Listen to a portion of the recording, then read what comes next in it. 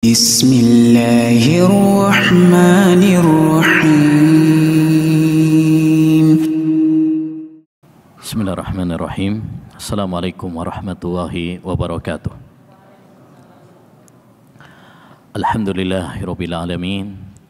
Wa bihi nasta'in ala umurid dunya waddin. Wassalatu wassalamu ala asyrafil anbiya'i wal mursalin nabiyyina Muhammad wa ala alihi wa sahbihi ajma'in wa man ihtada bihudah wattaba'a atharahu ila yaumiddin, amma ba'd. Rabbi israh li sadri wa yassir li amri wahlul 'uqdatam min lisani yafqahu qawli. Allahumma inna nas'aluka ilman nafi'a wa rizqan thayyiba wa amalan mutaqabbala. Ikhwani wa akhwati fillah rahimani wa rahimakumullah. Alhamdulillah kembali kita dipertemukan dalam majelis ilmu yang berbarokah untuk melanjutkan kajian kita pada pembahasan 40 hadis tentang akhlak dan adab, di mana kita telah sampai pada hadis yang ke 21 ya sekarang ya. 21. Taib sebelumnya kita murojaah sebentar. Pada hadis yang ke-15 yang dikenal dengan hadis Abu Umair. Hadis Abu Umair. Yani sebagian orang mengatakan mencela ahlul hadis. Ya, ngapain ahlul hadis meriwayatkan hadis seperti ini? Enggak ada faedahnya. Apa faedahnya coba? Membawakan hadis Abu Umair. Akhirnya bangkitlah seorang ulama, Ibnul Qas Asy-Syafi'i, punya buku Juz'un fihi fawaid hadis Abu Umair, yaitu buku yang menjelaskan tentang mutiara-mutiara faedah yang terkandung dalam hadis Abu Umair. Beliau mencantumkan faedah-faedah lebih dari 60 faedah. Nah, kemarin kita sebutkan beberapa faedah, enggak perlu 60, terlalu panjang. 3 saja. Apa faedah yang penting dari hadis Abu Umair? Siapa yang bisa? Pak. Nah.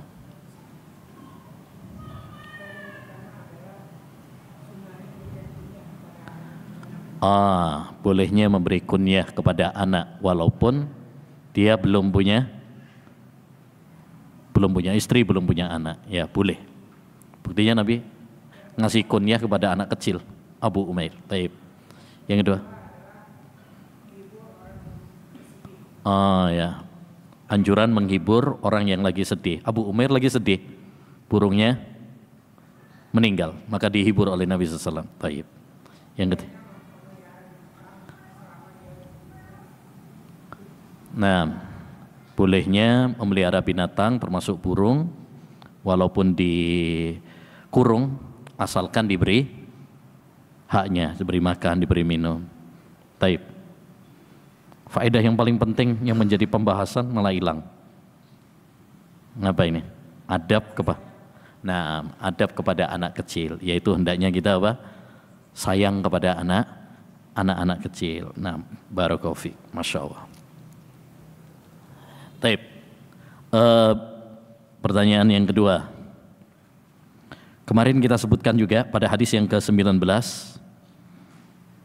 Pada hadis yang ke-19 bahwa orang yang menanggung anak yatim nanti akan bersama Nabi di surga. Dekat dengan Nabi seperti dekatnya jari telunjuk dan jari tengah. Taib.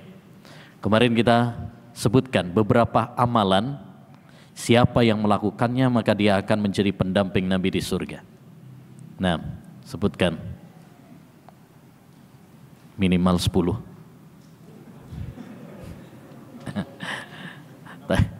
Taib. 5 ya? 5 aja. Taib. Siapa? Nah, Pak. Apa? Mencintai Rasulullah SAW dengan cinta yang sesungguhnya. Taib. Yang kedua, memperbanyak sholat sunnah. Nah, apa? Memiliki akhlak yang mulia. Nah, Yang keempat, peduli dengan anak yatim. Nah, ini yang menjadi pembahasan. Taib. Yang kelima, satu lagi. Sudah tadi. Bersalawat kepada Nabi sudah belum? Belum. Ya udah. Sallu ala Nabi. Taib, barakallahu fiik. Taib. Kemarin juga kita bahas tentang hadis yang ke-17. Hadis yang ke-17 di mana Rasulullah SAW saat meninggal dunia, ya, baju besinya tergadaikan pada seorang Yahudi. Nah, barakallahu fiik. Hadis ini memberikan kepada kita setidaknya berapa kemarin? 3 faedah. 3 faedah setidaknya. Siapa yang bisa? Nah.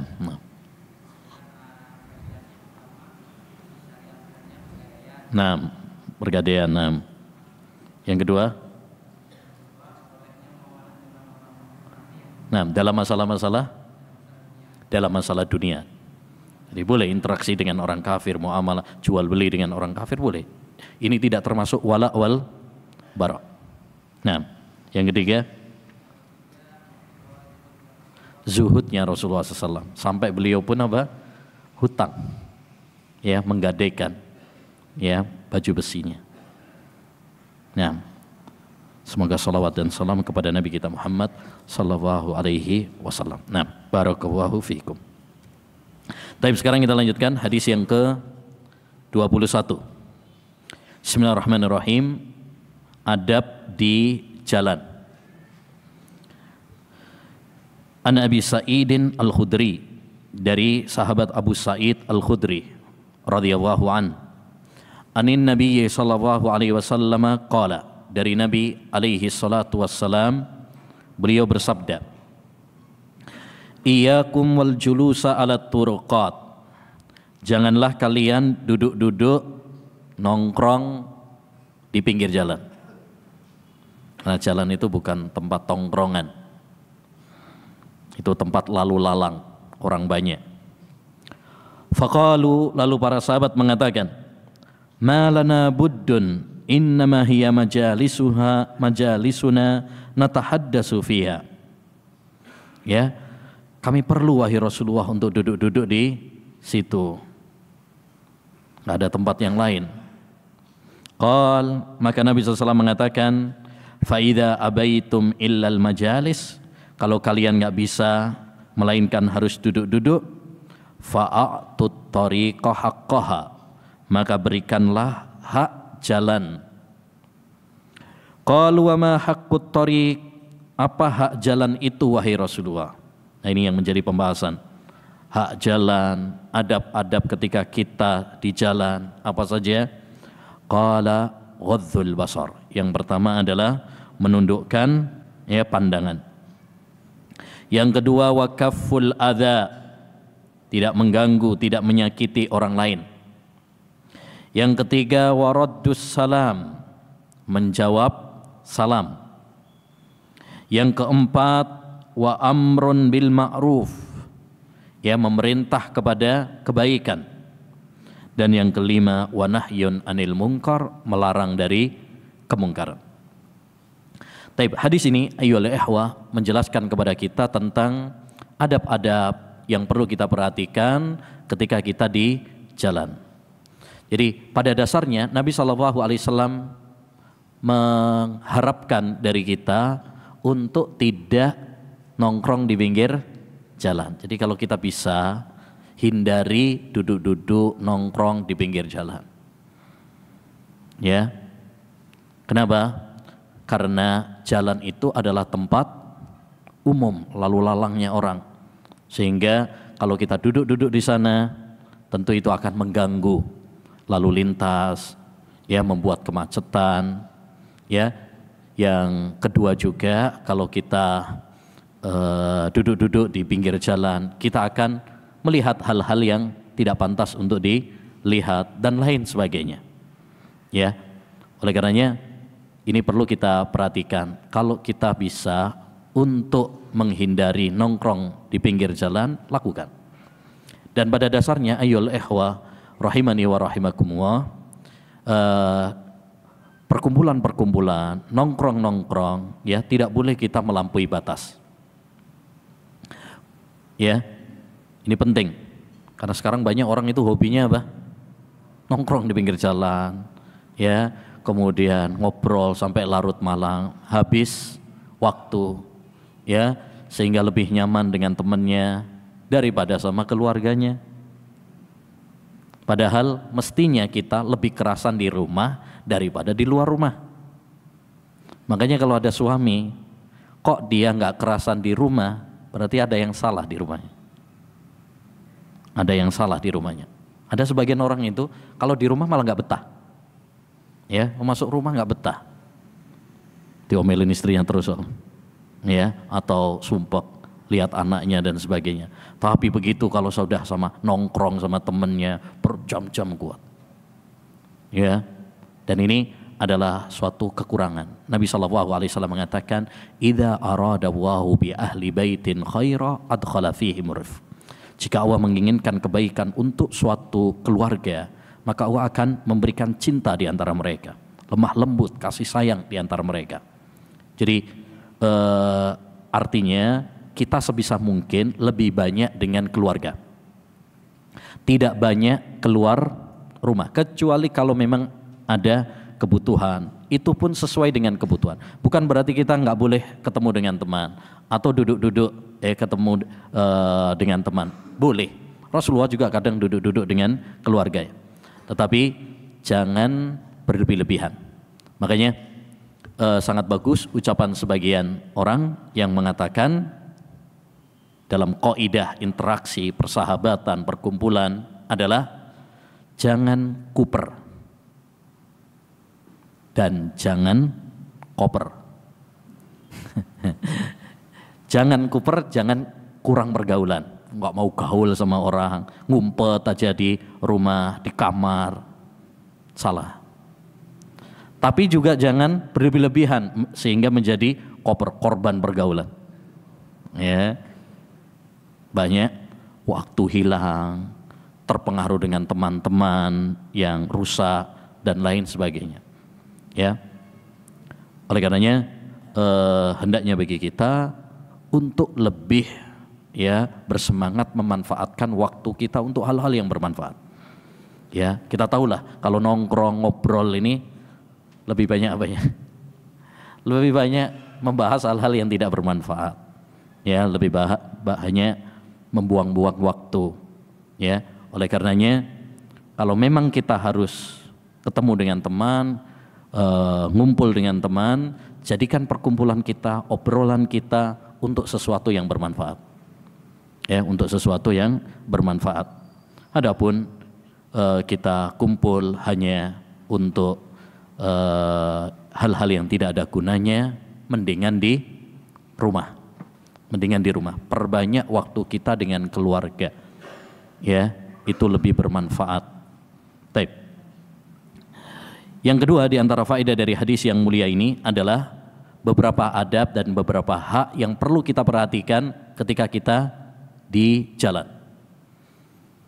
Yang pertama, ghadzul basar, menundukkan pandangan.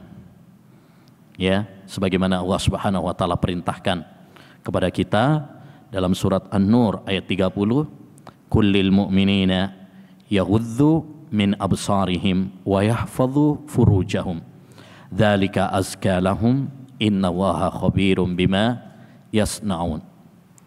Katakanlah kepada orang-orang yang beriman, hendaknya mereka menundukkan pandangan mereka dari hal-hal yang diharamkan oleh Allah Subhanahu wa taala dan menjaga farji mereka. Perhatikan di sini ayat ini, Allah Subhanahu wa taala memerintahkan kita untuk menundukkan pandangan. Kemudian setelah itu menjaga farji. Kenapa? Karena ini ada kaitannya. Tatkala orang tidak bisa menjaga matanya, maka dia pun tidak bisa menjaga farjinya.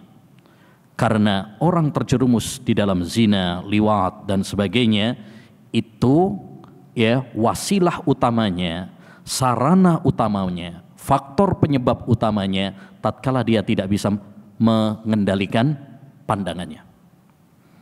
Tatkala dia tidak bisa mengendalikan pandangannya. Jadi kenapa Allah Subhanahu wa taala menyuruh kita menundukkan pandangan? Karena tidak menundukkan pandangan adalah sarana yang mengantarkan kepada perzinahan. Ya. Makanya Allah Subhanahu wa taala menyuruh kita untuk menundukkan pandangan dan menjaga farji. Makanya dalam peribahasa Indonesia pun demikian. Dari mana datangnya lintah? Dari sawah turun ke kali. Dari mana datangnya cinta? Dari mata turun ke hati. Dari mata dulu. Ya, dari mata dulu. Semuanya berawal dari mata. Taib. Jadi salah satu adab yang perlu kita perhatikan ketika kita berada di jalan adalah ghaddzul basar. Ya, kemudian apa manfaatnya? Kata Allah SWT, dzalika azka lahum. Yang demikian itu lebih bersih bagi mereka. Artinya kalau kita lebih menundukkan pandangan, itu lebih bersih untuk hati kita. Lebih menenangkan hati kita. Ya. Kemudian Allah tutup dengan, ini penting sekali. Innallaha khabirum bima yasnaun. Allah Maha mengetahui dengan apa yang mereka lakukan. Walaupun antum cuma lirik-lirik, Allah tahu. Ya, Allah Subhanahu wa taala Maha tahu. Walau antum pakai pakai spion, kelihatannya nggak lihat, Allah Subhanahu wa taala tahu. Ya, dan ini yang harus kita tanamkan dalam diri kita. Terutama ayyuhal ikhwah rahimani wa rahimakumullah, kalau ini saja kita dianjurkan untuk ghaddzul basar. Sekarang kita ada tantangan yang lebih berat, yaitu ya ghaddzul basar dari foto-foto, dari video-video yang ada di media sosial, yang tiap hari lewat di beranda kita, ya, yang menghujam iman kita. Maka ayat ini perlu kita tanamkan dalam diri kita, yaitu pentingnya ghaddzul basar. Makanya amalan yang paling berat zaman sekarang ghaddzul basar. Gak ada yang bisa melakukannya kecuali wali-wali Allah. Hanya orang-orang yang bertakwa, orang-orang yang beriman, ya, yang takut sama Allah Subhanahu wa taala. Tantangan terberat zaman sekarang adalah ghaddzul basar. Ya, ghaddzul basar. Ini yang paling berat. Tapi salah satunya adalah ketika kita di jalan. Kenapa kita di jalan harus ghaddzul basar? Tahu sendiri. Karena di jalan biasanya banyak ya wanita-wanita yang tidak berjilbab, bahkan tidak menutup auratnya, yang itu bisa menggoda, ya, bisa menjadi fitnah. Lebih-lebih terkadang yang pakai sepeda motor kadang tersingkap. Ya, kadang tersingkap. Maka hendaknya bagi kita untuk ghaddzul basar. Jangan malah dipelototin. Ya, tapi Ustaz, ini kalau kita ghaddzul basar nabrak nanti malah Ustaz. Ya. Nah, yang dimaksud ghaddzul basar, kita berusaha semaksimal mungkin. Kita berusaha semaksimal mungkin. Kalaupun memang ketika kita menghadap ke arah depan kemudian ada yang terlihat, maka pandangan pertama itu dimaafkan. Pandangan yang pertama itu dimaafkan. Yang nggak boleh, nih, kita lihat depan, ya, ada misalkan ya mungkin ya wanita yang ya fitnah di depan kita. Yang nggak boleh adalah kalau kemudian kita terus menerus. Tapi kalau misalkan lewat begitu saja, kita tanpa sengaja, itu dimaafkan awalnya. Ya, la tutbi'in nadratal ula bin nadratis tsaniyah. Jangan kamu ikuti pandangan yang pertama dengan pandangan berikutnya. Maksudnya kalau yang pertama kita nggak ada kesengajaan, itu dimaafkan. Ya, itu dimaafkan. Tapi ya setelah melihat terus Masya Allah, terus dipelototin terus. Nah, yang kedua dan ketiga itu tidak dimaafkan. Itu tidak dimaafkan. Apalagi jika diiringi dengan syahwat. Intinya, adab yang pertama ayyuhal ikhwah adalah ghaddzul basar. Dan ini hendaknya bagi kita ya untuk berusaha untuk melakukannya, terutama di jalan di mana banyak kita jumpai, apalagi di negeri kita ini, apalagi di Bandung ini, ya, godaannya sangat besar. Hendaknya bagi kita untuk berupaya. Ini lebih bersih bagi kita, lebih bertakwa bagi kita. Demikian juga tantangan terberat, godaan terberat adalah di media sosial. Ya, di media sosial.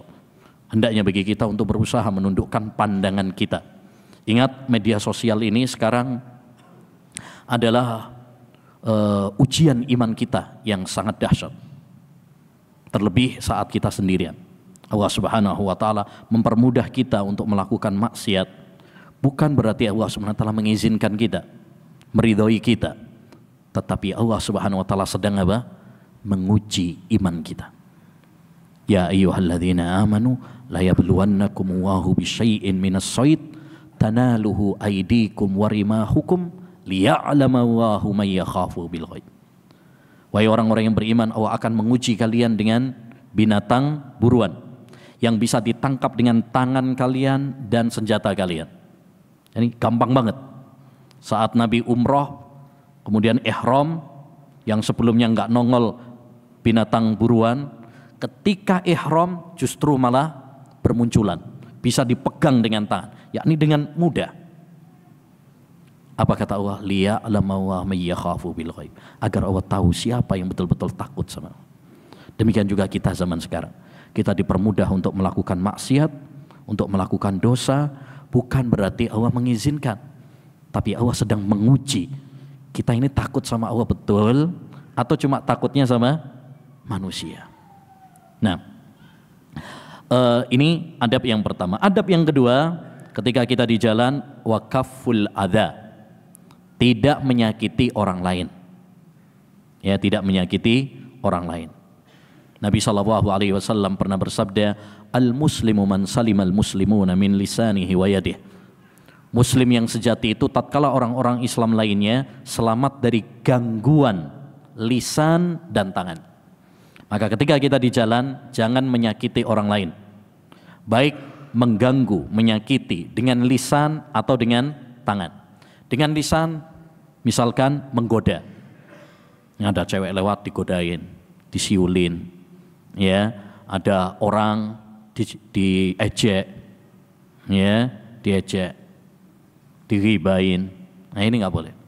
Atau kita menyakiti dia dengan tangan kita, begal dia, ngerampok dia, nyekat dia misalkan, ya, mengganggu dia, ini nggak boleh. Jadi dengan lisan nggak boleh, dengan tangan juga tidak boleh. Ya. Kalau kita tidak bisa berbuat baik kepada orang lain, minimal jangan menyakiti orang lain. Yang ketiga, waraddus salam, menjawab salam. Ini adab yang ketiga ketika kita di jalan. Menjawab salam. Tapi kenapa enggak mengucapkan salam?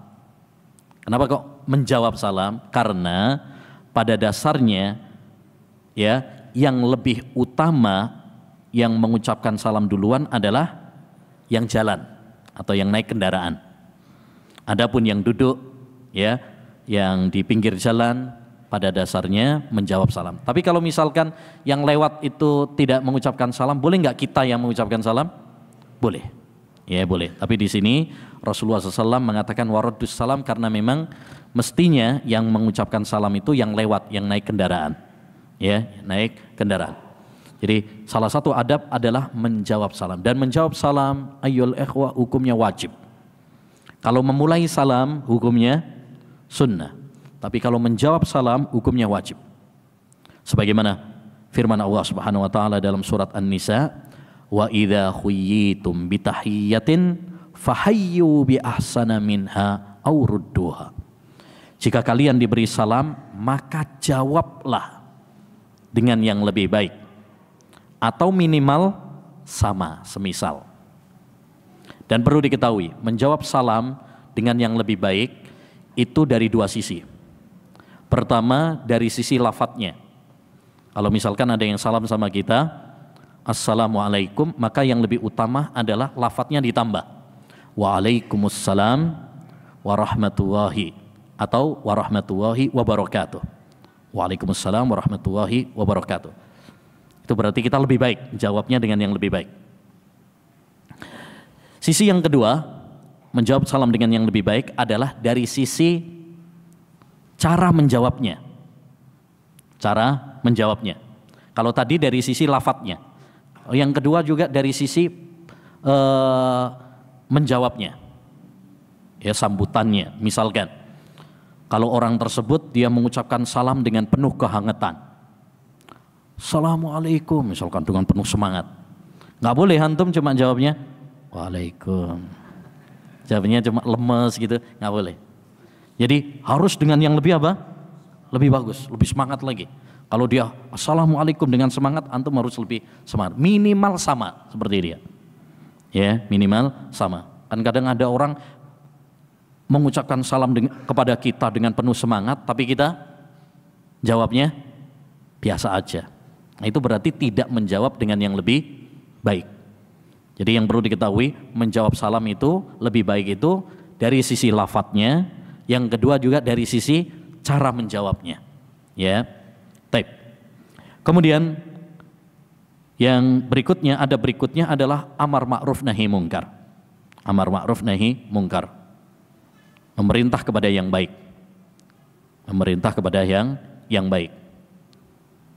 Kalau kita di jalan, hendaknya bagi kita untuk memerintah kepada yang baik. Misalkan ya ada yang bertanya kepada kita tentang masjid, misalkan arahnya, tunjukkan. Ya, tunjukkan. Misalkan ada yang nanya mana Masjid Al-Aziz, tunjukkan. Jangan malah disesatkan.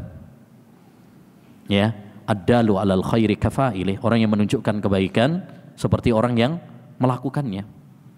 Ya, kita perintahkan kepada yang baik. Kalau ada yang kita lihat dia melakukan kemungkaran, larang dia. Misalkan ada yang buang sampah sembarangan, ya, dilarang. Nabi SAW mengatakan termasuk cabang keimanan adalah menyingkirkan gangguan dari jalan. Ini malah buang sampah. Ini berarti ya dia tidak melakukan cabang keimanan. Jadi intinya, ayyuhal ikhwah, hendaknya bagi kita untuk melakukan dan menerapkan hak-hak dan adab-adab ketika kita di jalan. Termasuk adab juga di jalan adalah kita membantu orang.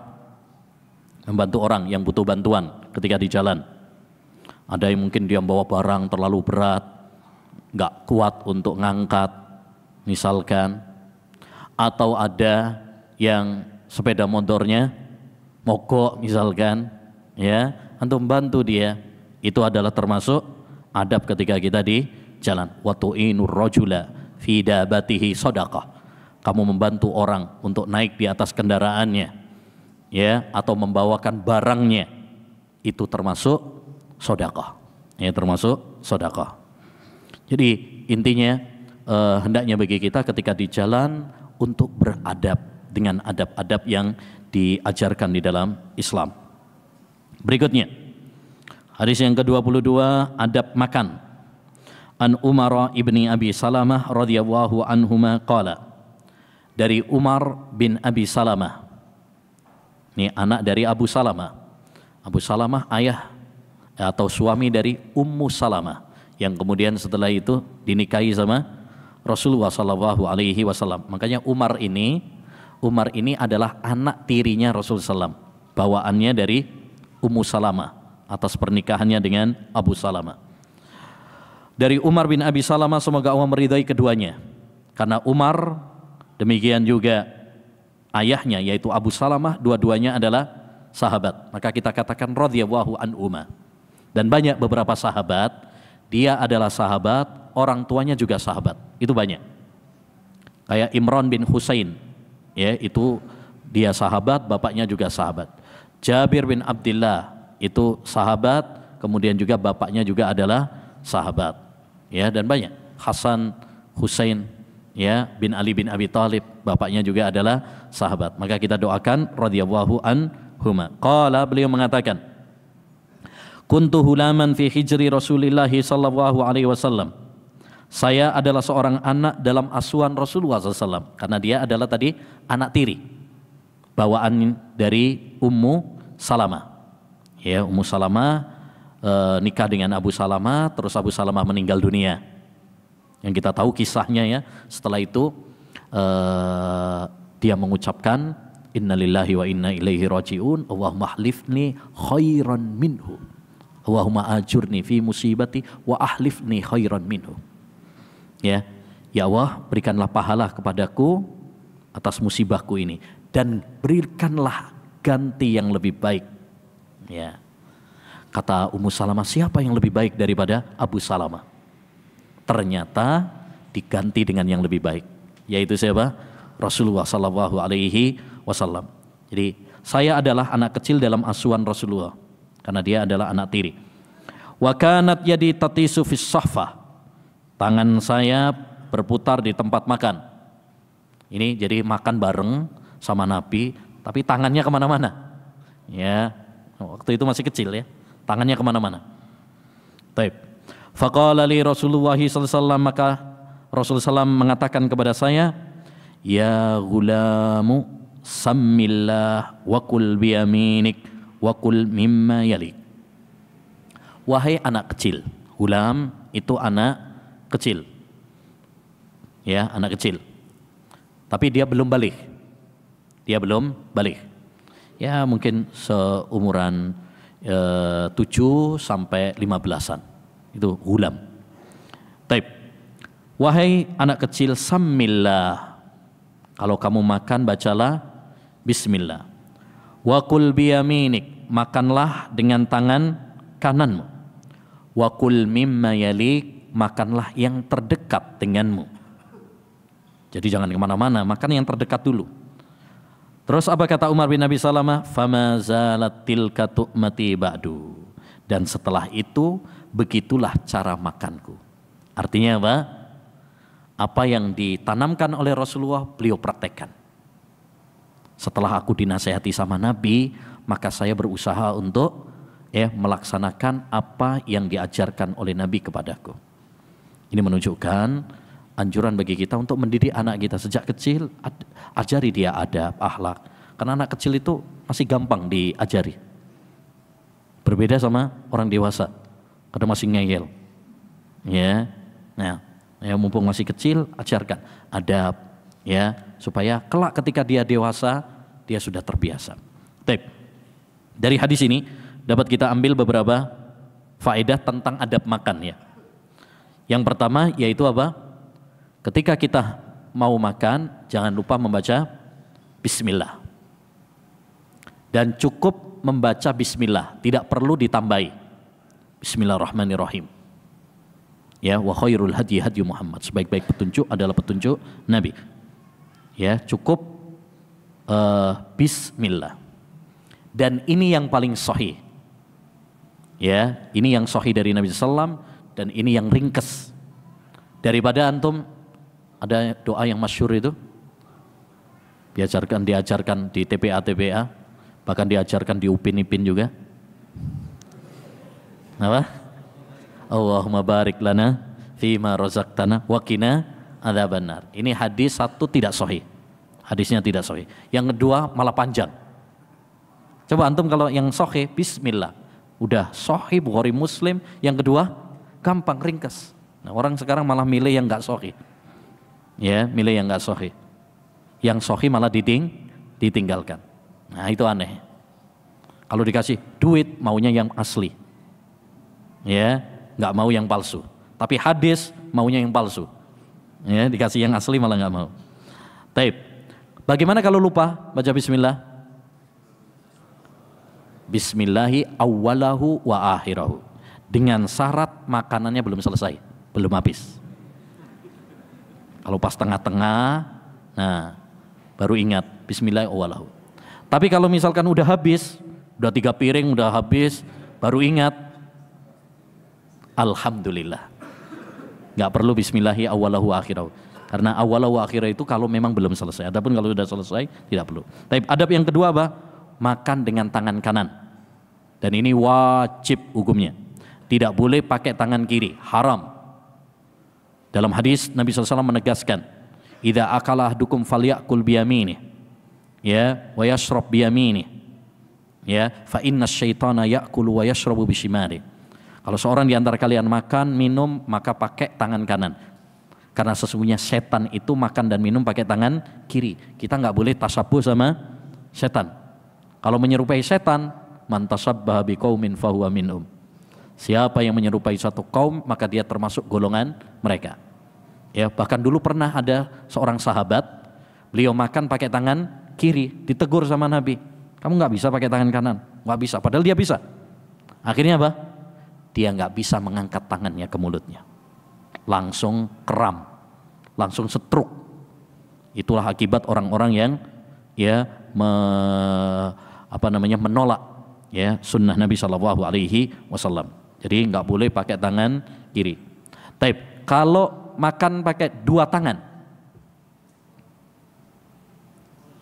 boleh apa tidak? Kalau pakai tangan kanan wajib, pakai tangan kiri haram. Taib. Kalau dua, kadang mungkin makan semangka, ya biasanya pakai dua tangan. Atau minum, kadang apalagi anak-anak misalkan, kalau pakai satu tangan khawatirnya apa? Tumpah, nggak kuat. Akhirnya pakai dua. Boleh apa tidak itu? Satu sisi halal, satu sisi haram. Pakai tangan kiri kan haram. Ini dua-duanya dicampur halal sama haramnya. Boleh apa tidak? Boleh. Tetapi kalau antum bisa pakai tangan kanan saja, maka itu yang lebih utama. Tapi yang terakhir, wakul mimma yalik, makanlah yang terdekat. Jadi jangan yang jauh-jauh dulu, yang dekat dulu. Ya, yang dekat. Karena kalau langsung jauh, nanti bikin orang lain jijik. Ya, bikin orang lain jijik. Kecuali kalau makanan yang kita cari nggak ada di tempat kita. Contoh misalkan kalau kita makan satu nampan, lauknya ditaruh di tengah. Boleh nggak kita langsung ke tengah untuk ngambil lauknya? Boleh, karena memang adanya di tengah. Ya, kalau antum coba pinggir tok dapat nasi aja. Ya. Nah, insyaallah nanti kita lanjutkan setelah salat. Wassallallahu wasallam ala nabiyina Muhammad wa ala alihi wa sahbihi ajmain. Bismillahirrahmanirrahim. Alhamdulillah wassalatu wassalamu ala Rasulillah wala haula wala quwata illa billah, amma ba'd. Masih pada pembahasan tadi adab makan dari hadis Umar bin Abi Salamah. Beberapa adab yang sudah kita bahas, 3 ya. Yang pertama membaca bismillah. Yang kedua makan dengan tangan kanan. Dan yang ketiga adalah makan yang terdekat terlebih dahulu. Taib. Dari hadis ini juga dapat kita ambil faedah penting, yaitu pentingnya menanamkan pendidikan kepada anak-anak sejak dini. Lihat Umar bin Abi Salamah masih kecil, tapi Rasulullah SAW mendidiknya, menanamkan kepadanya pendidikan tentang adab dan akhlak.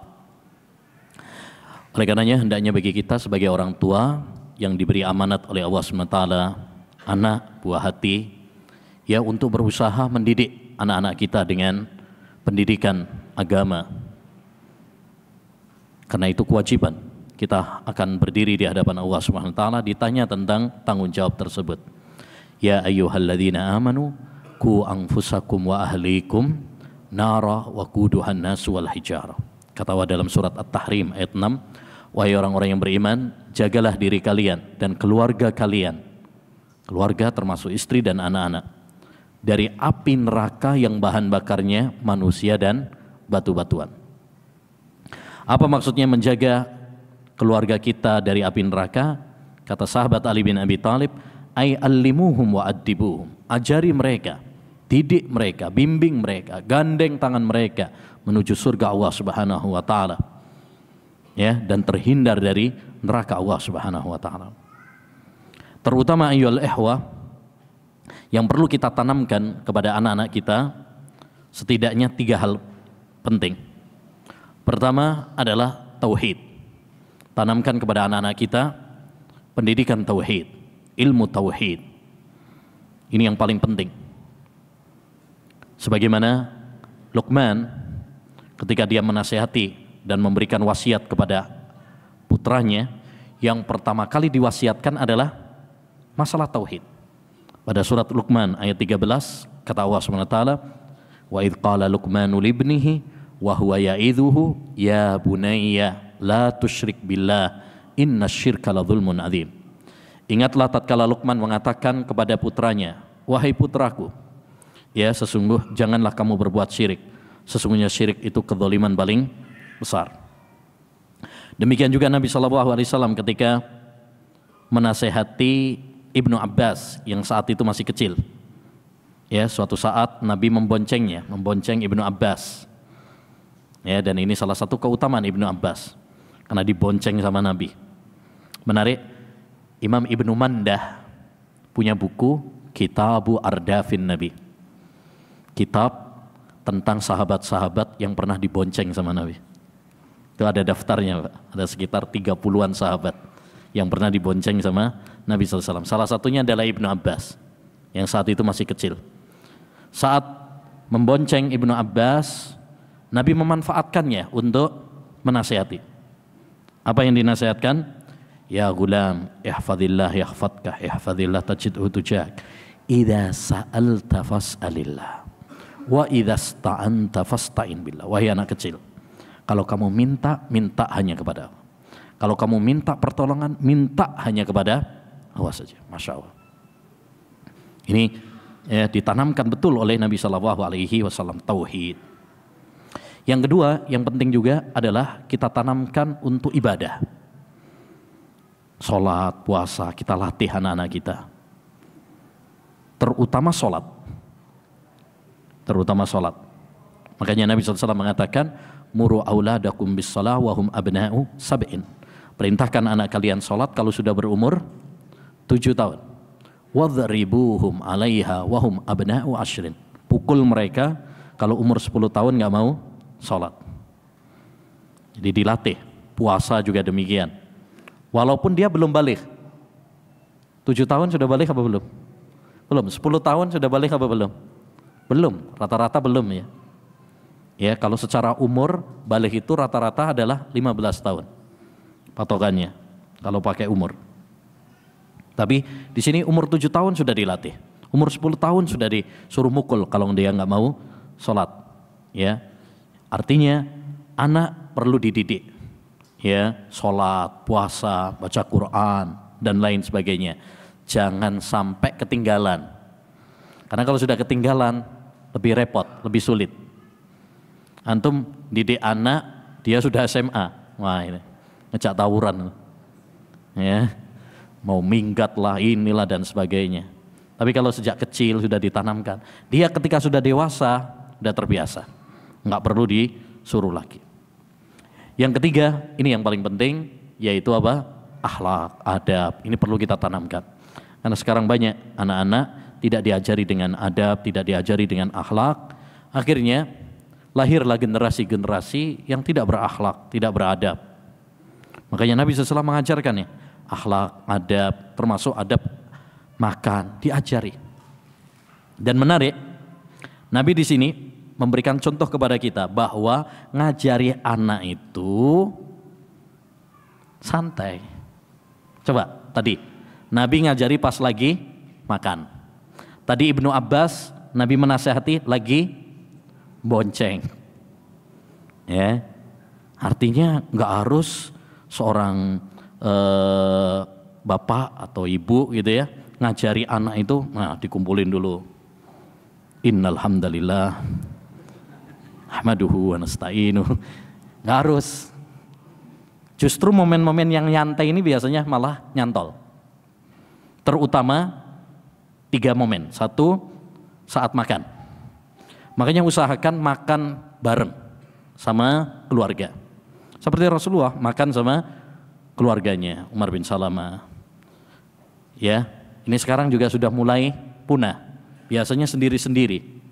Banyak sekarang ini orang itu sendiri, bapaknya sendiri, ya, ibunya sendiri, anaknya di kamar sendiri makannya sambil mainan game, ibunya makan sendiri di dapur, bapaknya di ruang tamu, ya, sendiri-sendiri. Harusnya apa? Mestinya ngumpul. Karena itu momentum bagi kita untuk bercanda, mencari kabar dan lain sebagainya, memberi nasihat. Seperti halnya Rasulullah memberi nasihat kepada anaknya Umar bin Salamah, anak tirinya. Momen yang kedua tadi, saat bonceng anak. Kita pun demikian, saat nganter anak ke sekolah. Itu kan biasanya pakai sepeda motor, itu sambil diomongin tuh. Ya, pakai mobil, pakai sepeda motor, pakai sepeda ontel, pakai becak, terserah. Yang penting itu dimanfaatkan untuk apa? Nasihati anak. Ya, yang ketiga saat anak sakit. Karena sakit itu biasanya anak kalau sakit itu manja. Makanya dulu Rasulullah SAW pernah beliau jenguk seorang anak Yahudi. Yahudi sakit dijenguk sama Nabi SAW. Ini menunjukkan bagaimana indahnya akhlak Rasulullah ya. Ini orang Yahudi, anak kecil lagi, dijenguk sama Nabi SAW. Kemudian didakwai untuk masuk Islam dan masuk Islam. Dan masuk Islam. Karena biasanya anak itu kalau lagi sakit itu manja, dia butuh perhatian, caper, cari perhatian. Nah di sini momentum bagi kita untuk memberi apa? Masukan, nasihat, itu biasanya lebih diterima. Itu jadi ada 3 momen yang dikatakan oleh ulama ut-tarbiyah, ya, saat yang pas untuk nasihatin anak. Taib. Dari hadis ini juga dapat kita ambil faedah, yaitu apa? Pentingnya mengamalkan ilmu. Pentingnya mengamalkan ilmu. Diambil dari mana? Di akhir hadis. Fama zalat tilka tu'mati ba'du. Dan setelah itu begitulah cara makanku. Jadi jangan diremehkan. Kita ngajarin anak kecil, jangan diremehkan. Walaupun dia kecil, biasanya apa? Justru nyantol. Dia mudah menerima. Dan di sini kita perlu belajar dari Umar bin Salamah. Yaitu bagaimana dia berusaha mengamalkan apa yang dia ilmui. Makanya ikhwan, kalau kita sudah belajar, usahakan apa yang sudah kita pelajari, kita amalkan. Ilmu bukan cuma sekedar banyaknya hafalan, seringnya kita ikut pengajian, ya, luasnya wawasan, tapi ilmu yang paling penting adalah yang membuahkan amal. Yang membuahkan amal, kita amalkan, itu yang paling penting. Ya, percuma kita banyak hafalan, luas pengetahuan, sering ikut pengajian, ya, tapi kita tidak mengamalkan apa yang telah kita pelajari. Maka hal yang paling penting adalah bagaimana kita mengamalkan ilmu. Kita semuanya akan ditanya tentang ilmu kita. Apakah kita mengamalkannya atau tidak? La yazulu qadama abdin hatta yus'ala an arba. Tidak akan bergeser 2 kaki hamba sampai dia ditanya tentang 4 hal. Salah satunya wa an ilmihi fima amila bihi. Salah satu yang akan ditanya oleh Allah Subhanahu wa taala adalah tentang ilmunya. Apakah dia mengamalkannya atau tidak? Jadi ini penting sekali untuk kita perhatikan. Amalkan ilmu yang sudah kita pelajari. Sedikit ilmu yang kita pelajari tapi kita amalkan jauh lebih baik, lebih barokah daripada banyak ilmu yang kita pelajari tapi kita tidak mengamalkannya. Baik, berikutnya hadis yang ke-23, adab berpakaian. Adab berpakaian. An Ibni Abbas radhiyallahu anhuma qala, dari sahabat Ibnu Abbas, ya, Abdullah bin Abbas, ini al-abad termasuk al-abadilah. Abadilah, kalau disebut al-abadilah, sahabat abadilah, itu maksudnya sahabat Ibnu Abbas. Yang kedua Abdullah bin Umar. Abdullah bin Umar. Kemudian yang ketiga Abdullah bin Zubair. Yang keempat Abdullah bin Amr bin Al-As. Jadi kalau antum pernah dengar kata al-abadilah dari kalangan sahabat, itu 4 sahabat ini. Siapa dia? Abdullah bin Abbas. Yang kedua Abdullah bin Umar bin Khattab. 3 Abdullah bin Amr ibn Al-As. Yang keempat Abdullah bin Zubair. Abdullah bin Mas'ud masuk enggak? Enggak. Kalau al-abadilah ini 4 sahabat ini. Karena ini sahabat-sahabat yang masih muda sebenarnya. Abdullah bin Abbas, Abdullah bin Umar, Abdullah bin Zubair, Abdullah bin Amr bin Al-As. Jadi sahabat-sahabat yang namanya Abdullah. Ini semuanya Abdullah ini. Abdullah bin Abbas, Abdullah bin Umar, Abdullah bin Amr bin Al-As. Makanya disebut Al-Abadilah. Dan Ibnu Abbas juga termasuk sahabat Al-Mukthirina fil hadis.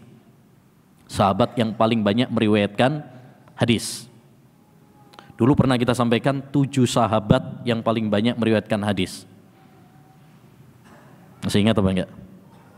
7 sahabat yang paling banyak meriwayatkan hadis. 1, Abu Hurairah radhiyallahu an. 2, Abdullah bin Umar bin Khattab. Taib. Kemudian yang ketiga, Abdullah bin Abbas radhiyallahu an. Yang keempat, Aisyah ummul mukminin. Kemudian sahabat Anas bin Malik. Taib. Kemudian yang keenam sahabat Jabir bin Abdullah. Kemudian yang ketujuh sahabat Abu Sa'id Al-Khudri. Ini aja 7 sahabat yang paling banyak meriwayatkan hadis. Ini penting supaya kita kenal sahabat-sahabat. Jangan sampai kita ngerti tentang pemain bola, artis, YouTuber, suruh nyebutin 4 sahabat atau 7 sahabat yang banyak meriwayatkan hadis, nggak ngerti. Ya. Nah, suruh nyebut 7 pemain bola, wah 70 aja insya Allah ngerti ya. Ya. Nah, ya ini makanya kita perlu untuk mengenal para sahabat-sahabat Nabi Sallallahu Alaihi Wasallam. Dari sahabat Ibnu Abbas, beliau mengatakan, la'ana Rasulullah sallallahu alaihi wasallam al-mutasyabbihina minar rijali bin nisa. Rasulullah SAW melaknat. Laknat artinya ya mendoakan supaya dijauhkan dari rahmat Allah. Ya, dijauhkan dari rahmat Allah SWT. Itu namanya laknat. Jadi dijauhkan dari rahmat Allah Subhanahu wa taala. Rasulullah melaknat al-mutasyabbihina minar rijali bin nisa, laki-laki yang menyerupai wanita, wal mutasyabbihati minan nisa'i birrijal, dan wanita yang menyerupai laki-laki. Jadi salah satu adab dalam berpakaian adalah tidak boleh laki-laki berpakaian pakaian yang merupakan ciri khasnya perempuan. Begitu juga sebaliknya, perempuan memakai pakaian yang merupakan ciri khasnya laki-laki. Itu salah satu adab di dalam berpakaian. Baik. Pakaian ayyul ihwa, pertama yang harus kita ingat, pakaian itu adalah nikmat dari Allah Subhanahu wa taala. Kita lahir dulu, ketika muncul ke dunia ini dilahirkan oleh ibu kita, berpakaian apa tidak? Enggak. Ya, kemudian kita diberi pakaian. Ya ibadi, kullukum arin illa man kasautuh fastaksuni aksukum. Wahai para hambaku, kalian pada dasarnya adalah telanjang. Seperti kita lahir itu kan, pada lahir nggak mungkin langsung pakai jaket gitu. Ya, telanjang. Kecuali yang aku beri pakaian kepadanya, maka mintalah pakaian kepadaku. Niscaya aku akan memberikan pakaian kepada kalian. Ya, jadi yang harus kita sadari, ikhwan, pakaian ini nikmat dari Allah Subhanahu Wa Taala. Ini yang sering kita lupakan. Kita kadang pakaian, tapi tidak menghadirkan bahwa pakaian ini adalah nikmat dari Allah Subhanahu Wa Taala. Kita sering lupa, lalai. Ya, jadi ini nikmat dari Allah yang sangat besar yang harus kita syukuri. Kita syukuri. Karena dengan berpakaian kita mendapatkan banyak faedah. Apa saja manfaatnya pakaian? Satu, ya, manfaatnya pakaian itu adalah pertama menutupi aurat. Menutupi aurat. Sebagaimana dalam surat Al-A'raf ayat 26, ya bani Adama qad anzalna alaikum libasan yuwari sawatikum. Wahai anak Adam, kami telah menurunkan kepada kalian pakaian yang menutupi aurat kalian. Menutupi aurat kalian, aib kalian. Fungsi yang kedua, pakaian itu adalah untuk melindungi kita dari panas dan dari dingin. Kalau musim panas biar nggak kepanasan, ya. Kalau dingin biar nggak kedinginan. Sebagaimana dalam surat An-Nahl ayat 81. Kata Allah Subhanahu wa taala, "Wa ja'ala lakum sarabila taqikumul har wa sarabila taqikum ba'sakum." Allah menjadikan untuk kalian pakaian untuk melindungi kalian dari panas dan dari dingin. Ya. Yang ketiga, fungsi pakaian itu atau faedah pakaian adalah untuk keindahan. Untuk keindahan. Ya bani Adam, khudhu zinatakum inda kulli masjid. Wahai anak Adam, ambillah perhiasan kalian. Banyak orang itu kalau pakai baju, apalagi masih baru, bajunya bagus, kelihatannya apa? Ganteng, walaupun aslinya nggak ganteng-ganteng amat gitu ya. Tapi kalau dia bajunya bagus, baru, ya, kelihatannya apa? Ganteng. Karena keindahan. Keindahan. Dari sini ayolah ikhwah, ini faedah penting. Kenapa dalam surat Al-Baqarah Allah Subhanahu wa taala memperumpamakan suami istri itu seperti pakaian. Dalam surat Al-Baqarah Allah mengatakan apa? Hunna libasul lakum wa antum libasul lahunna. Para istri itu ibaratkan pakaian buat kalian, wahai suami. Dan kalian pun wahai suami bagaikan pakaian untuk istri. Kenapa suami istri diperumpamakan seperti pakaian? Ya, apa rahasianya? Apa hubungannya? Hubungannya tadi fungsi-fungsi pakaian. Fungsi pakaian itu tadi yang pertama apa? Menutupi aurat. Berarti suami istri pun harus demikian. Harus menjaga dan melindungi, menutupi aib pasangannya. Jangan sampai suami bongkar aib istri, istri bongkar aib suami. Kayak di infotainment itu. Nah, itu saling bongkar aib pasangan. Ya, lagi berantem udah saling bongkar aib. Nah, ini nggak boleh. Berantem dikit bikin status, akhirnya diketahui oleh orang banyak. Nggak boleh. Aib pasangan kita sejatinya adalah aib kita juga. Baik. Fungsi yang kedua tadi apa? Melindungi. Melindungi. Ya. Berarti suami istri pun demikian, harus saling melindungi. Harus saling menjaga. Jangan sampai kita lebih sayang sama sepeda motor kita, mobil kita, ya. Coba antum kalau parkirin sepeda motor atau mobil, nyarinya yang teduh, yang adem, ya. Kenapa? Melindungi, melindungi. Bahkan kalau perlu masukkan di, ya, rumah biar nggak kehujanan, nggak kepanasan. Jangan sampai kita lebih sayang sama sepeda motor kita, sama mobil kita, tapi nggak sayang sama keluarga kita. Kita biarkan istri kita masuk neraka. Yang ketiga, fungsi yang ketiga, keindahan. Ya, keindahan. Suami istri pun demikian. Ya, kita punya istri itu keindahan bagi seseorang laki-laki. Wanita punya suami itu adalah keindahan bagi dia. Percuma ganteng kalau belum punya istri. Percuma cantik kalau belum punya suami. Ya, karirnya melejit ini, tapi belum punya suami, ada yang kurang. Ada yang kurang. Begitu juga tajir, ganteng, sekolahnya sampai luar negeri, karirnya Masya Allah, ya, tapi belum punya istri, kurang. Ada yang kurang. Ya, nah, mubadzir gantengnya.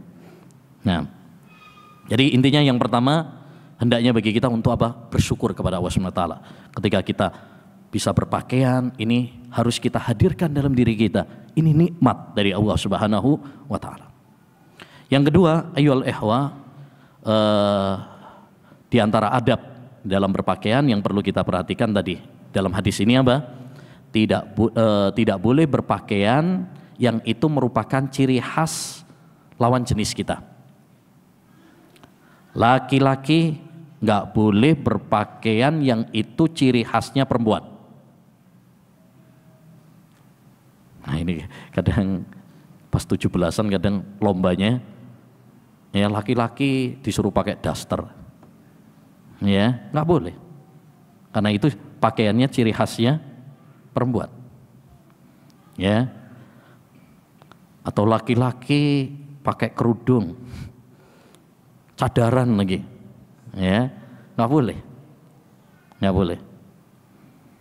Ya, tidak boleh, karena itu ciri khasnya perempuan.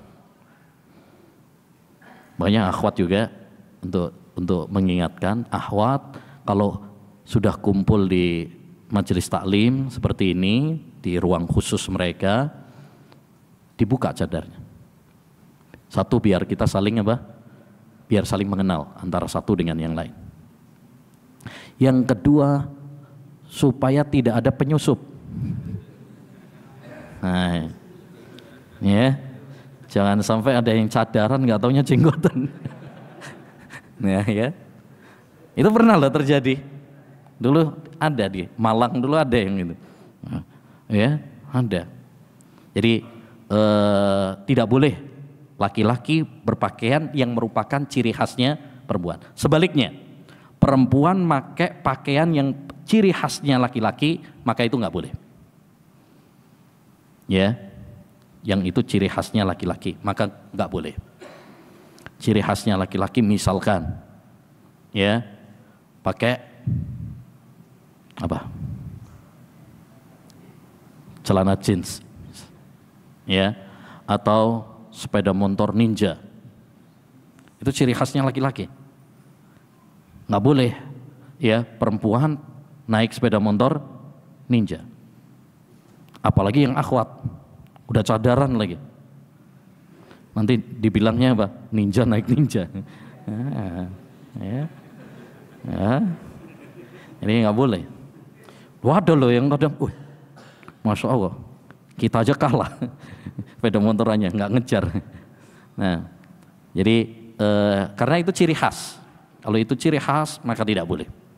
Ya, kalau itu bukan ciri khas laki-laki dan bukan ciri khas perempuan, maka boleh.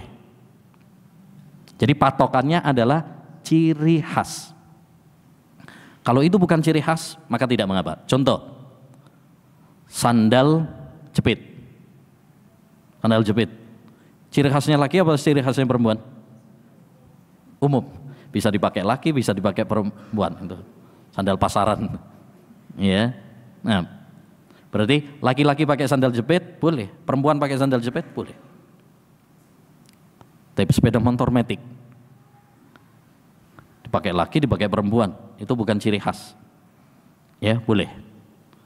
Jadi yang nggak boleh itu kalau itu ciri khas. Ya, kalau ciri khas laki-laki nggak boleh perempuan pakai. Kalau itu ciri khas perempuan, ya tidak boleh. Kalau itu ciri khas laki-laki tidak boleh perempuan pakai. Ya, kalau ciri khas perempuan, laki-laki nggak boleh pakai. Tapi kalau itu bukan ciri khas, maka boleh bagi dua-duanya untuk pakai. Taip.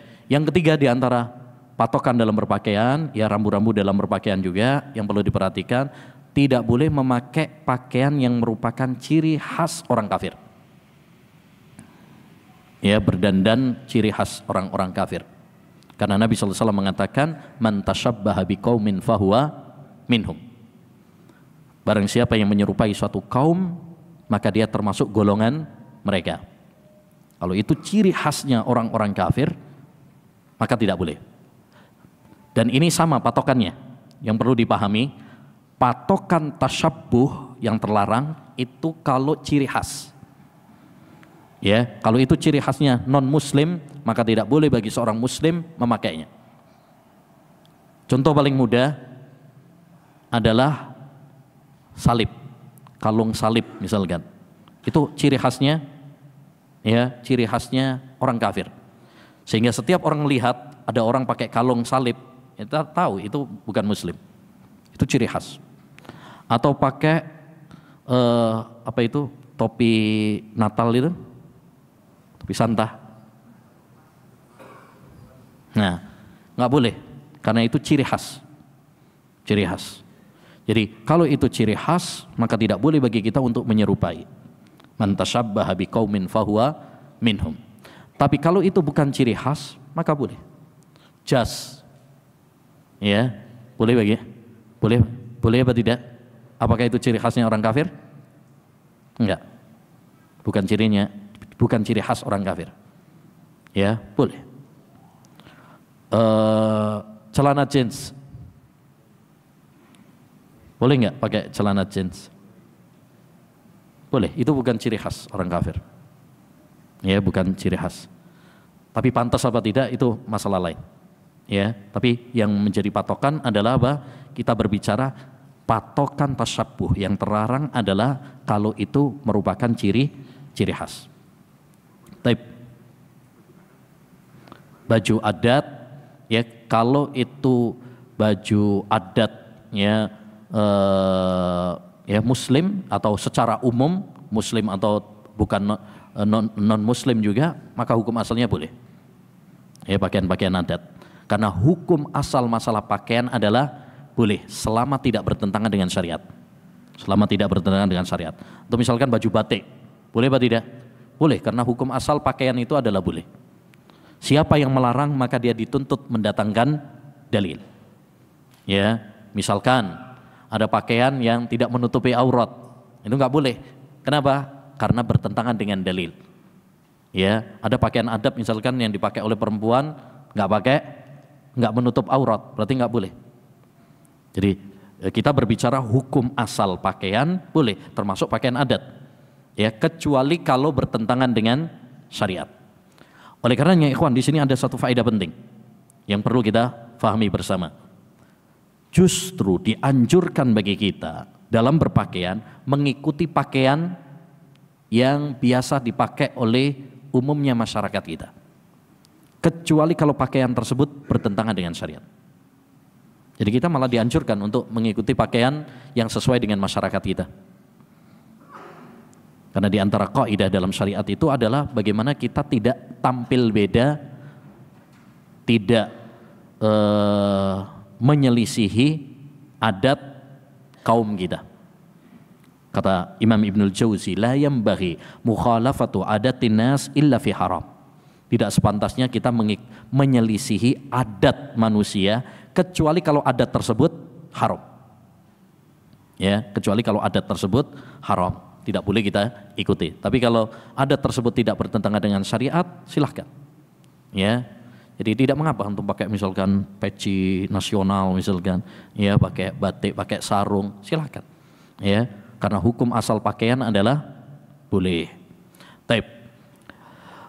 Kemudian di antara patokan juga dalam berpakaian adalah bagi laki-laki tidak boleh memakai sutra dan tidak boleh pakai emas. Bagi laki-laki, Nabi SAW pernah pegang sutra dan pegang emas, kemudian mengatakan, uhilla hadza lidzukuri ummati, li ukhurrima hadza lidzukuri ummati wa uhilla li inasihim. Diharamkan bagi laki-laki umatku dan dihalalkan bagi perempuan umatku. Jadi laki-laki nggak boleh pakai apa? Sutra. Nggak boleh juga pakai emas. Nggak boleh pakai emas karena laki-laki sudah mas. Ini kan dia dipanggil mas, ini kan. Jadi nggak perlu mas lagi. Dia sudah mas. Nah, ya, kalau perempuan dia butuh mas. Ya, dia butuh mas. Dia butuh. Ya, untuk menutupi kekurangannya. Menutupi kekurangannya. Taib. Intinya kalau perempuan boleh pakai sutra, boleh pakai emas. Karena itu ciri khasnya perempuan. Makanya kalau ada laki-laki pakai emas, berarti bencong. Ini menyerupai ciri khasnya perempuan. Ya, nah ini penting bagi ikhwan, ya, bagi laki-laki nggak boleh pakai kalung, pakai gelang, ya, pakai anting-anting. Ini ciri khasnya perempuan. Ini ciri khasnya perempuan. Dan sebagian pakai apa? Gelang. Termasuk gelang-gelang walaupun bukan emas ya. Dan sebagian orang itu pakai apa? Gelang mungkin cuma dari ya karet atau dari, nggak boleh. Itu ciri khasnya ya perempuan. Ciri khasnya perempuan. Ya. Taib. Yang boleh apa? Cincin boleh, selama itu bukan emas. Boleh, karena Rasulullah pernah pakai cincin. Akik boleh apa enggak? Pakai akik boleh. Ya, pakai akik boleh. Selama antum nggak ada keyakinan, wow ini ada isinya ini. Ya, ada jimatnya ini. Ya. Nah, ini habis dibawa ke Mbak Dukun ini, diisi. Nah, ini nggak boleh. Ya, diisi jin. Nah, intinya ini beberapa adab. Di antara adab juga bagi laki-laki, ya khusus bagi laki-laki adalah tidak boleh pakaiannya menutupi mata kaki. Celananya, bajunya, sarungnya sampai menutupi mata kaki. Itu nggak boleh. Ada hadis yang melarangnya. Bahkan hadisnya banyak sekali. Bahkan para ulama menghukuminya mutawatir. Apa mutawatir itu? Hadis yang diriwayatkan dari jalur para sahabat yang banyak sekali. Diriwayatkan dari 30 sahabat lebih. Ya, Nabi SAW bersabda, ma asfala minal ka'baini fa finnar. Ya, pakaian yang menutupi mata kaki maka itu terancam dengan neraka. Jadi nggak boleh bagi laki-laki ya celananya atau sarungnya atau pakaiannya sampai menjulur menutupi mata kaki. Ya, itu tidak diperkenankan. Hadis-hadisnya mutawatir. Tidak boleh bagi kita untuk menolaknya hanya dengan akal kita.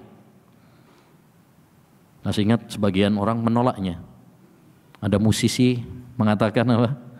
Ya nggak masuk di akal. Masa kaki menutupi mata pakaian menutupi mata kaki aja masuk neraka. Nggak masuk di akal. Pakai akal dong sayang. Ya, ini ucapan yang sangat berbahaya karena menolak hadis Nabi SAW. Man radda hadisan Nabi fahuwa ala syafa halaka. Kata Imam Ahmad, siapa yang menolak hadis Nabi berarti dia di jurang kehancuran. Di jurang kehancuran. Ya, maka hati-hati. Berbeda dengan perempuan. Kalau perempuan malah harus isbal. Ya, harus tertutup kakinya karena kaki bagi perempuan adalah aurat. Setidaknya pakai kaos kaki. Pakai kaos kaki. Jadi kaki bagi perempuan itu adalah aurat. Makanya Ummu Salamah ketika mendengar hadis Nabi SAW larangan tentang isbal, bagaimana dengan perempuan wahai Rasulullah? Ya, tambahi lagi 1 dhira'. Ya, kalau masih terlihat bagaimana? Tambahi lagi sampai kakinya tidak terlihat. Karena bagi perempuan kaki adalah aurat yang tidak boleh nampak kepada yang bukan mahramnya. Ya, sekarang rata-rata kebalik. Ya, yang laki-laki banyak yang isbal. Ya, banyak yang isbal. Yang perempuan, masya Allah, setengah betis. Ya, sunnah. Nah ini repot ini sekarang. Bahkan kadang lebih parah lagi, bukan setengah betis. Ya, nah lebih daripada itu. Ya, nah fa inna lillahi wa inna ilaihi rajiun. Taib. Dan masih banyak lagi adab-adab berpakaian. Intinya hendaknya bagi kita untuk mengindahkan adab-adab dalam berpakaian supaya pakaian dalam kita berpakaian mendapatkan pahala. Kita kalau misalkan memakai pakaian dengan melaksanakan adab-adabnya tadi, berpakaiannya kita jadi pahala. Makan kita jadi berpahala, ya minum kita jadi berpahala, tidur kita jadi berpahala. Padahal itu hukum asalnya apa? Boleh saja. Tapi tatkala kita melaksanakannya sesuai aturan-aturan Islam, itu bisa menjadi ibadah bagi kita. Makanya dahulu dikatakan oleh para ulama, orang yang beruntung adalah orang yang menjadikan adat istiadat kebiasaan menjadi ibadah. Dan orang yang rugi adalah orang yang menjadikan ibadah hanya sekedar adat biasa. Maksudnya bagaimana? Tidur, makan, berpakaian, hukum asalnya boleh-boleh saja. Hukum asalnya boleh. Tapi kalau antum niatkan untuk ibadah, bersyukur kepada Allah SWT, melaksanakan sunnah Nabi, jadi ibadah. Ya, dan inilah orang yang beruntung dengan niat-niat kita. Dan orang yang rugi orang yang menjadikan ibadah hanya sekedar adat. Sholat ya sholat gitu aja, tapi cuma gerakan saja, rutinitas saja, tidak membekas, tidak membawa perubahan dalam dirinya.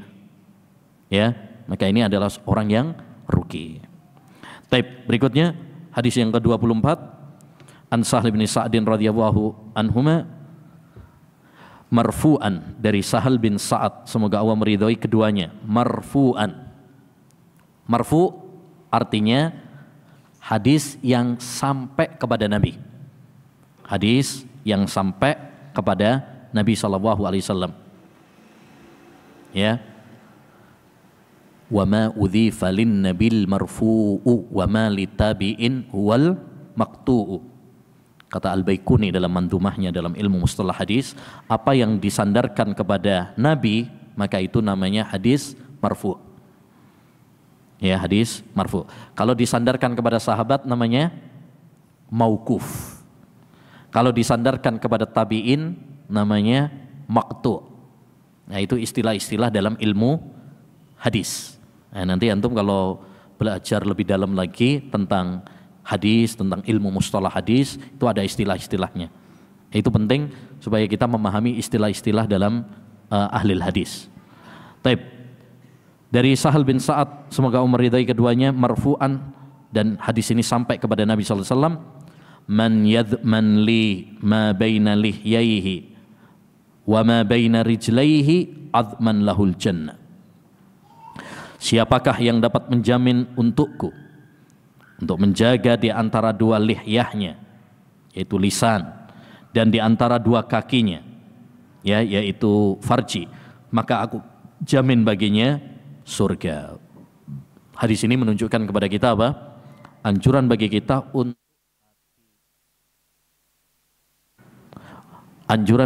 untuk hati-hati dalam berbicara. Ya, hendaknya bagi kita untuk berhati-hati dalam berbicara. Karena lisan ayyul ihwa adalah yang paling banyak memasukkan seorang ke neraka. Sebagaimana dalam hadis yang dihasankan oleh Syekhul Albani, aksaru khataya bani Adam fi lisanih. Kebanyakan dosa anak Adam itu pada lisannya. Banyak orang diseret ke neraka gara-gara apa? Dia tidak bisa menjaga lisan. Bahkan dalam sebuah hadis, ini perlu kita perhatikan baik-baik, Rasulullah SAW pernah ditanya, wahai Rasulullah, ada seorang wanita, dia rajin sholatnya. Jadi bukan sholat wajib saja, sholat sunnah pun dia rajin. Dia rajin puasa, bukan hanya puasa Ramadan saja, puasa sunnah pun dia lakukan. Dia rajin sodakoh, gak tanggung-tanggung sodakohnya. Tapi wahai Rasulullah, dia gak bisa menjaga lisannya, dia suka menyakiti tetangganya dengan lisannya tersebut. Kalau ngomong pedes, nyelekit, menyakitkan, lebih pedes daripada sambal. Ya, apa kata Nabi? La khaira fiha hiya finnar. Gak ada baiknya wanita itu, dia di neraka. Maka ini juga perhatian bagi kita semuanya. Kita cuma sekedar rajin sholat, rajin puasa, rajin ikut pengajian, tapi jika kita tidak menjaga adab dan akhlak kita kepada sesama manusia, kita pun terancam dengan neraka. Oleh karenanya sering kita sampaikan, jaga hubungan kita dengan Allah SWT, tapi juga jaga hubungan kita dengan sesama manusia. Jangan sampai kita cuma baik sama Allah SWT, rajin puasa, rajin sholat, rajin ngaji, tapi sesama manusia kita nggak baik. Dan seperti dikatakan oleh para ulama, diantaranya Al-Munawi, yang paling banyak memasukkan orang-orang soleh ke neraka adalah ya tatkala dia tidak bisa menjaga hubungannya dengan sesama manusia. Orang-orang soleh itu, orang-orang yang baik itu, kebanyakan dia masuk neraka dari sisi ini, yaitu apa? Dia zalim sama orang, dia tidak menjaga hubungannya dengan orang lain, akhlaknya, adabnya. Ini yang paling banyak. Mungkin dia rajin puasa, rajin, ya, bahkan mungkin yang sunnah-sunnah dia lakukan juga. Dia melihara jenggotnya, dia bercadar, masya Allah, kelihatannya alim, kelihatannya wali-wali Allah Subhanahu Wa Taala, tapi akhlaknya, adabnya kurang. Nah, ini berbahaya. Ya, oleh karenanya ikhwan, hendaknya bagi kita satu adab dalam berbicara apa? Jaga lisan kita. Jangan berbicara kecuali berbicara yang baik, yang mendatangkan ridha Allah Subhanahu wa taala. Ya, yang mendatangkan kasih sayang Allah Subhanahu wa taala. Ya, jangan mengatakan ucapan-ucapan yang kotor. Laisal mu'min bit-ta'an walal la'an walal fakhishul badi.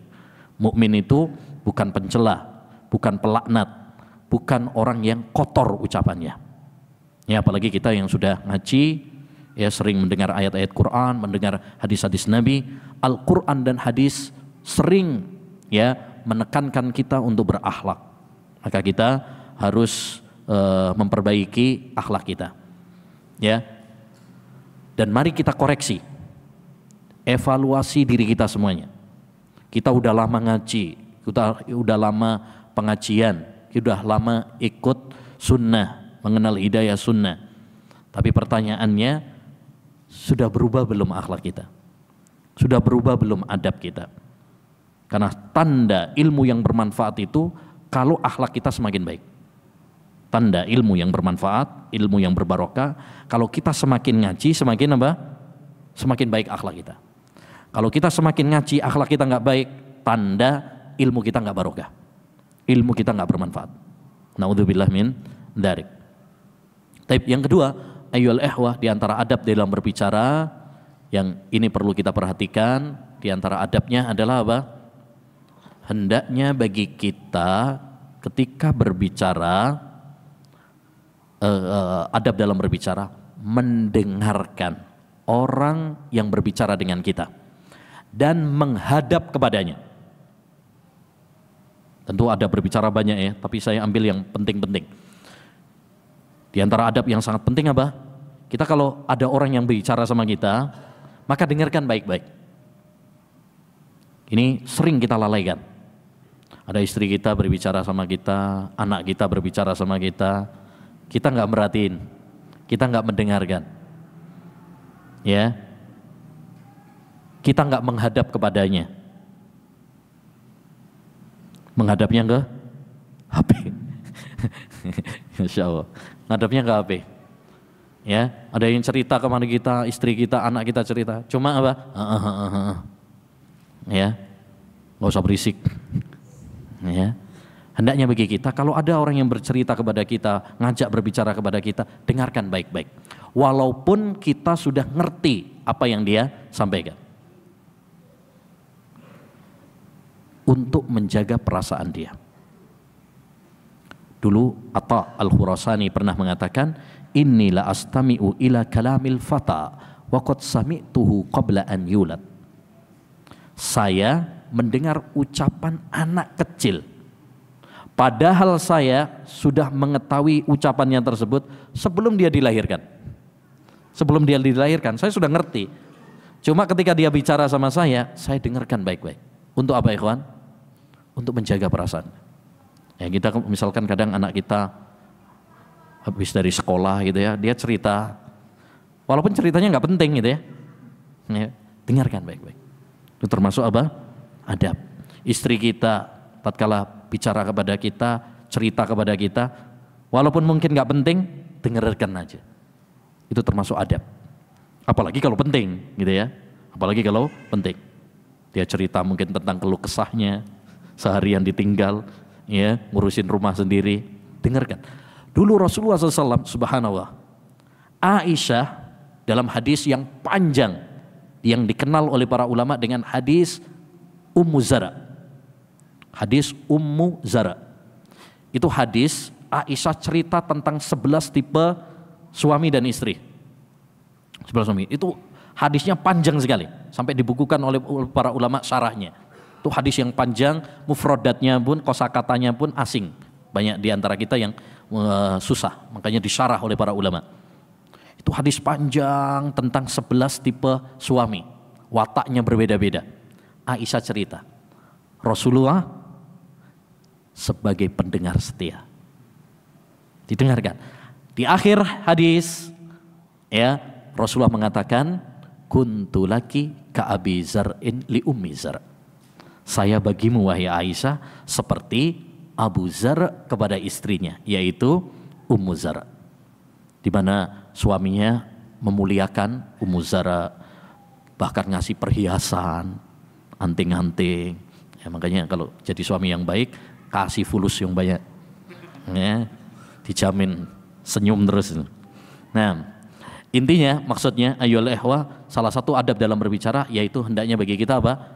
Menjaga perasaan orang yang berbicara dengan kita, walaupun itu anak kita, walaupun itu istri kita, ya, hendaknya bagi kita untuk memperhatikan, ya. Nah, salah satu adab yang buruk sekarang ini yaitu apa? Kita kumpul sama istri, sama anak, sama teman, masing-masing sibuk sama HP-nya. Masing-masing sibuk sama HP-nya. Ini salah satu fitnah media sosial sekarang, fitnah HP sekarang. Ya, fitnah apa orang bilang setan gepeng. Setan gepeng ya sekarang. Nah, fitnah. HP ini fitnah. Dulu dalam hadis Rasulullah SAW pernah beliau pakai cincin. Lalu ada para sahabat ngajak bicara Rasulullah SAW. Rasulullah kurang perhatian karena memperhatikan apa? Cincinnya. Cincin baru diliatin gini ya kan. Ketika para sahabat ngajak bicara kepada Nabi SAW, Rasulullah kurang perhatian karena beliau lebih apa? Fokus sama cincinnya. Setelah itu apa yang dilakukan Rasulullah? Cincinnya dibuang. Ini telah melalaikan saya dari ya ngobrol dengan kalian. Maksudnya menjadikan saya enggak perhatian dengan kalian. Masya Allah. Sekarang mana yang lebih parah? Cincin atau HP? HP lebih parah. Ya, lebih parah. Berarti kalau kita pakai Rasulullah ini suruh buang ini. Wallahu musta'an. Ya, nah intinya, kawan, saya nggak nyuruh antum buang HP.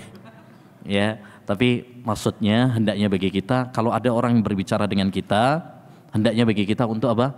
Mendengarkan dia baik-baik. Ya, kemudian menghadap kepadanya. Itu termasuk akhlak dan adab yang sekarang sudah mulai jarang dipraktekkan karena khusyuk sama HP-nya sendiri. Ya. Yang terakhir, hadis yang ke-25, adab menuntut ilmu. An Abdullah bin Mas'ud radhiyallahu anhu qala sami'tu Rasulullah sallallahu alaihi wasallam yaqul nadzara Allahu ra'an sami'a maqalati fawa'aha summa addaha kama sami'aha. Aku mendengar Rasulullah SAW bersabda, semoga Allah mencerahkan wajah seorang yang mendengar sebuah hadis dariku, lalu dia memahaminya, kemudian menyampaikannya sebagaimana yang dia dengar. Taib. Menuntut ilmu sebagaimana kita tahu semuanya, ini termasuk ibadah yang sangat mulia dan jalan menuju surga Allah Subhanahu wa taala. Dengan menuntut ilmu kita jadi tahu mana yang benar dan mana yang salah, mana tauhid, mana syirik, mana sunnah, mana bid'ah, mana halal dan mana haram. Ya, tetapi hendaknya bagi kita untuk memperhatikan adab-adabnya agar ilmu kita barokah. Dahulu para ulama mengatakan bil adab tafhamul ilm. Dengan adab kamu akan mendapatkan ilmu. Artinya salah satu kunci agar kita mendapatkan ilmu adalah kalau kita memperhatikan adab. Ya, banyak para penuntut ilmu sekarang tidak mendapatkan keberkahan dalam ilmu dikarenakan tidak mengindahkan adab. Ya, tidak mengindahkan adab. Makanya kita kalau ingin ilmu kita barokah, ilmu kita bermanfaat, perhatikan adab-adab kita. Ya, perhatikan adab-adab kita. Salah satunya adalah apa yang disabdakan oleh Nabi. Tentu adab menuntut ilmu panjang ya, banyak ya. Dan dulu sudah pernah kita bahas adab-adab dalam menuntut ilmu, diantaranya menata niat, ya, meluruskan niat kita. Kemudian yang kedua banyak doa kepada Allah SWT, semangat, sabar, ya, dan lain sebagainya. Tapi kita fokus pada hadis ini, di mana Nabi mengatakan, nadzarallahu mra'an, semoga Allah mencerahkan wajah orang yang mendengar hadisku. Ini doa Nabi untuk orang-orang yang mempelajari hadis, yaitu didoakan kecerahan wajah. Makanya kata Sufyan bin Uyainah atau Sufyan Ats-Tsauri, Anda lupa, beliau mengatakan, saya tidak mendapati seorang pun dari ahlul hadis kecuali ada kecerahan di wajahnya. Kenapa? Karena didoakan oleh Nabi. Walaupun mungkin dia kulitnya hitam, tapi kalau dia mempelajari hadis, itu ada apa? Kecerahan wajah. Ya, enak. Ngelihat dia itu enak dipandang, ceria. Ya. Nah, ada sebagian orang itu kalau kita lihat dia itu nggak enak dipandang, pengen muntah. Ya. Nah, tapi ini ada orang-orang yang mempelajari hadis Nabi Shallallahu Alaihi Wasallam apa? Ada kelezatan, ada kenikmatan ketika memandangnya. Ya. Nah, ini orang-orang yang didoakan oleh Nabi Shallallahu Alaihi Wasallam, yaitu dengan kecerahan wajah. Sami'a maqalati, mendengar hadisku. Maka ini keutamaan orang-orang yang belajar hadis. Mudah-mudahan kita termasuk, karena kita mempelajari hadis. 40 hadis ini kan isinya hadis-hadis ya. Ya. Taib. Berarti adab yang pertama dalam menuntut ilmu adalah mendengarkan. Mendengarkan. Sami'a maqalati. Ini adab yang pertama. Hanya antum kalau dalam majelis ilmu, dengarkan baik-baik. Dengarkan baik-baik. Jangan ngelamun. Kadang kita ini badannya di masjid, pikirannya melayang kemana-mana. Ya, melayang kemana-mana. Dengarkan baik-baik. Karena mendengar ini adalah sarana untuk mendapatkan ilmu. Inna fi dzalika ladzikra liman kana lahu qalbun au alqas sam'a wa huwa syahid. Sesungguhnya Al-Qur'an itu adalah peringatan bagi siapa? Orang yang menata hatinya, memasang telinganya, dan menggunakan pikirannya. Makanya dibutuhkan 3. 1, hati yang ikhlas, niat yang lurus. Kemudian mendengarkan baik-baik, ya. Kemudian pakai otak untuk memikir. Jangan sampai belum apa-apa nggak mau dengerin. Ada sebagian orang, wah ini pengajian radikal, ini pengajian Wahabi, suka mengkafirkan. Tapi dia nggak mau dengarkan kajian. Belum sudah memvonis duluan. Nah, dengarkan dulu, ya. Siapa tahu antum ketagihan nanti malam, ya kan? Betapa banyak orang awalnya anti, wah ternyata setelah ikut, oh masya Allah ini tidak seperti yang dituduhkan. Nah, jadi yang pertama apa? Mendengarkan baik-baik. Ketika kita dalam majelis ilmu, dengarkan baik-baik. Kemudian yang kedua, fawa'aha. Lalu dia memahaminya. Berarti yang kedua, adab yang kedua, kita harus konsentrasi. Usahakan bukan hanya cuma mendengar, tapi konsentrasi, memahami dengan baik apa yang disampaikan oleh ustadz. Inilah olahraganya otak. Olahraga itu kata para ulama, diantaranya Syekhul Islam, ada 3. 1, olahraga badan. Untuk olahraga lari, main bola olahraga ya. Gym ya, dan lain sebagainya, angkat barang dan sebagainya, itu olahraga badan. Yang kedua, olahraga otak, yaitu dengan menuntut ilmu. Ngaji ini mikir gitu kan, ini butuh fokus. Apalagi kalau pembahasannya berat, warisan, muamalah, jual beli gitu, nah itu. Tapi kalau yang gampang-gampang, nikah gitu kayaknya nggak terlalu berat kayaknya. Ya, atau ilmu tentang adab, akhlak ini santai. Makanya ilmu itu bertingkat-tingkat. Ada yang butuh fokus, terutama ilmu bahasa Arab, nahwu gitu. Antum belajar nahwu, siapkan ya untuk pusing. Sama seperti kalau kita dulu belajar matematika, siapkan pusing ya untuk pusing. Tapi kalau ya pelajaran-pelajaran yang ada yang perlu memang fokus. Tapi yang ketiga, summa addaha kama sami'aha. Kemudian dia menyampaikan seperti yang dia dengar. Ini adab yang ketiga, yaitu apa? Hendaknya bagi kita untuk memurojaah ilmu yang sudah kita pelajari. Habis didengar, kemudian difahami, kemudian diulang lagi. Makanya penting murojaah itu apa? Penting sekali diulang. Karena ilmu kalau nggak diulang, hilang. Dan yang paling penting juga adalah mencatat. Ini termasuk adab dalam menuntut ilmu, yaitu mencatat. Makanya Nabi mengatakan qayyidul ilma bil kitabah. Ikatlah ilmu itu dengan catatan. Hanya kita usahakan nih, ngaji itu pakai kitab. Bukan cuma tematik saja atau nguping saja. Supaya kita ada catatannya. Ya.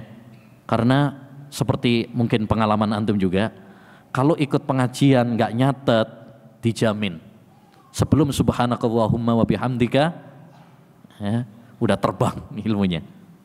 Ya. Mungkin antum pas saat itu paham, tapi kalau nggak dicatat, buyar. Kita tidak seperti Imam Bukhari yang hafalannya seperti gunung kuat. Imam Bukhari yang hafalannya kuat saja tetap nulis. Ya, kita kadang hafalannya pas-pasan, udah gayanya, wah gampang, nggak pakai ditulis. Ya, akhirnya ya itu. Mungkin kebanyakan kita kalau ada dalam buku ilmu hadis, kayaknya masuknya dalam kitab Dzu'afa wal Matrukin. Kitab orang-orang yang masuk dalam daftar perawi-perawi yang lemah hafalannya. Ya, masuknya nih. Nah, insyaallah ta'ala itu yang bisa kita sampaikan. Insyaallah nanti kita lanjutkan pada pertemuan berikutnya. Setiap pertemuan 5 hadis insyaallah pas. Dulu para ulama berbulan-bulan hanya untuk dapat 1 hadis. Ini sekali pertemuan dapat 5 hadis. Barokah insyaallah. Subhanakallahumma bihamdika asyhadu an la ilaha illa anta astaghfiruka wa atubu ilaik. Assalamualaikum warahmatullahi wabarakatuh.